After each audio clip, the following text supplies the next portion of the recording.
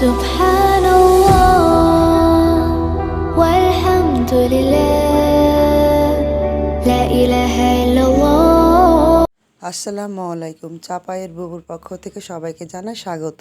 এই যে আজকে আমি বিকালের নাস্তা নিয়ে চলে এসেছি। আপনারা কে কোথায় আছেন তাড়াতাড়ি আসেন। এই যে আমি আজকে রোজা রেখেছি, তাই বুট আর সজনা শাক দিয়ে বড়া বানাবো।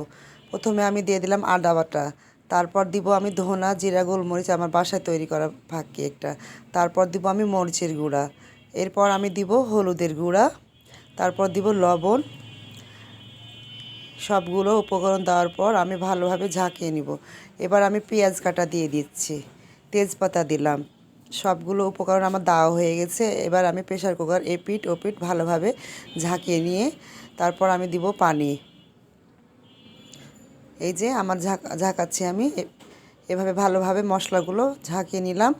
এবার আমি দিয়ে দিব চুলায়, তারপর আমি ঢাকনা লাগিয়ে দিচ্ছি।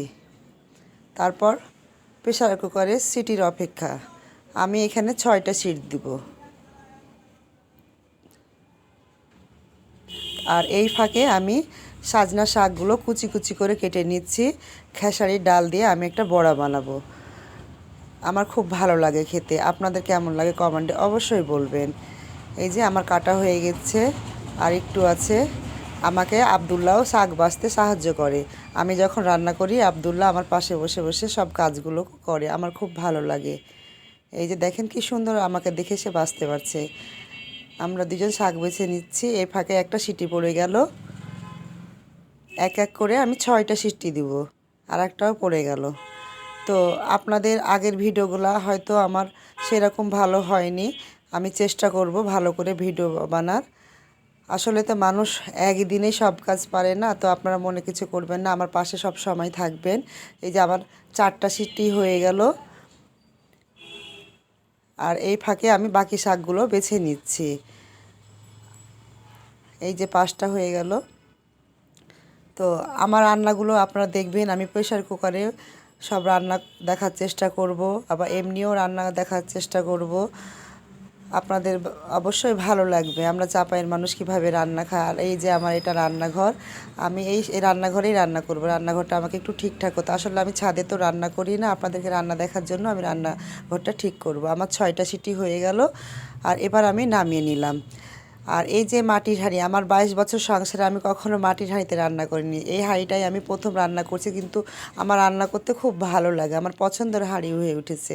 এই যে আমি খেসারির চুলায় ওই দিকে আমি তেল দিয়ে দিলাম হাঁড়িতে, আর এই দিকে আমি খেসারির ডালটা মোটা করে বেটে নিয়েছি। ডাল দিলাম, চালের গুঁড়ি দিলাম, আদা বাটা দিলাম অল্প করে, পেঁয়াজ কুচি, মরিচ কুচি, আর আমি দিব পরিমাণ মতো লবণ। আর এই যে এইদিকে লবণ দিব, আমি মরিচের গুঁড়া দেবো, হালকা হলুদ দিব, আমার আর জিরা গোলমরিচ ধনার ফাঁকি দিব। আমার সবগুলো উপকরণ দেওয়া হয়ে গেলে আমি ভালোভাবে মেখে নিব। এই যে আমার সব উপকরণ দেওয়া হয়ে গেছে। এবার আমি শাক দিয়ে দিলাম। এখন আমি ভালো করে মেখে নিব।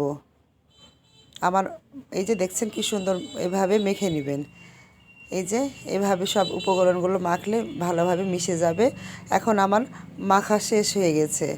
এই যে এখন আমি গোল গোল আকৃতি করে আমি বড়া বানিয়ে আমি হাঁড়ির মধ্যে দিয়ে দিব। এই যে একটা দিলাম, দেখেন কি সুন্দর তেলের মধ্যে হচ্ছে। আমার তো খুব ভালো লাগে দেখতে। আপনাদের কেমন লাগে? এক এক করে আমি সবগুলোই ডাল এরকম গোল আকৃতি করে বড়া বানিয়ে নিব। সাজনা শাক খাওয়া মেয়েদের অনেক ভালো, এতে অনেক উপকার আছে। যে আমার সবগুলো দেওয়া হয়ে গেছে।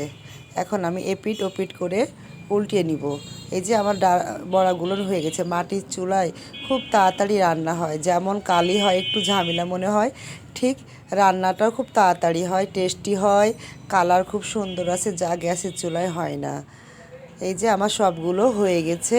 এই যে দেখেন কি সুন্দর হয়েছে, খুব দেখেন অনেক সুন্দর। আমার মেয়ে তো বলছে আম্মু একটা আমি খাই। এই যে আমার মেয়ে একটা খাচ্ছে। এই যে দেখে বুঝতে পাচ্ছেন কি লোভনীয় কালার হয়েছে। আর এই ফাঁকে আমি বুটের ডালটা ফোড়ন করে নিব। কাঁচামরিচ দিলাম, শুকনা মরিচ দিলাম, পেঁয়াজ কুচি দিলাম তেলের মধ্যে।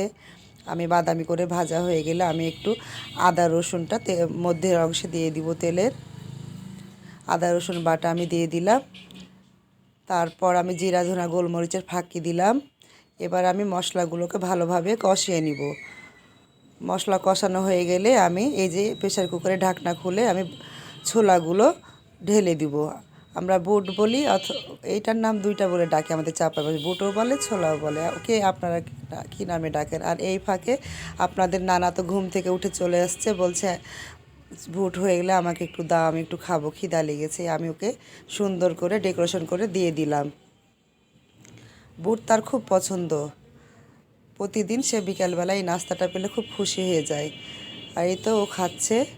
আর আমার এ ফাঁকে রান্নাও হয়ে গেছে। এখন আমি যখন দেখবেন ভাজা হয়ে গেছে, তেল ছাড়ছে, বুটের গা থেকে তেল আলগা হয়ে ছাড়তে লাগে, তখন ভাববেন যে না বুটটা হয়েছে। এভাবে রান্না করলে রান্নাটা অনেক সুন্দর হয়। এই যে দেখেন কি ঝরঝরা সুন্দর হয়ে গেছে। এর ফাঁকে আমার মেয়ে ধনেপাতা দিয়ে ওটা ডেকোরেশন করে দিচ্ছে। একদিকে আমার বড়া হয়ে গেল, একদিকে আমার বুট হয়ে গেল।